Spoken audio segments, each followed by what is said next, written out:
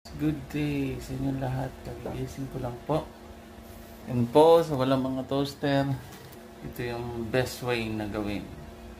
Ilagay nyo lang po yung tinapay ng kaunti, tapos yung apoy is hindi ganun kalakas ng apoy. Ito po yung tips na ibibigay ko sa inyo. Dip nyo lang po kasi dito hindi pa mainit, kaya mapipress ng hand nyo. Pero pagbaliktad nyo po, may bibigay pa akong tips. Golden brown na siya. Then, as I said, hindi nyo na po magaganyan ng kamay. So, gagamit po tayo na baso. Kaganyan lang po natin. Oh. Mapipress nyo po sa ilalim. Yan po yung mabibigay kong tips pag wala kayong toaster. Tapos, po natin sa plato. Sandwich. Itong pinakauna, ito yung ilalagay natin sa ilalim. Okay. Ito yung papatungan natin ng itlog. So, kaya ko po nilagay itong pinakailalim.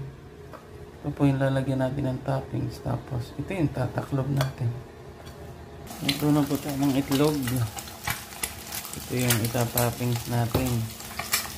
So, ang technique po sa pagluluto ng itlog is gusto ko po malasado yung kuwan, so lalagyan natin ng taklob. Ito po yung sekreto. Yan, takloban. Few minutes kailangan takloban nyo po. Ito oh.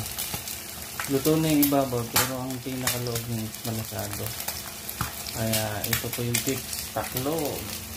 Next step po is lagyan ka na po siya ng topping, mayonnaise at saka cheese. Kaya ko po hindi nilagay yung cheese dito sa ibabaw kasi yung cheese is lalahok dito, magiging mess. So best option po is, kasi po ang ilalim nito is mainit. Once na inilagay nyo po dito, magme-melt yung cheese, so hindi masasayang. Okay, ito na po yung guys. So yan. Ang ibig kong sabihin, niluto ko po siya. Nakita nyo po malasado yan, oh. Yan ang masarap sa itlog.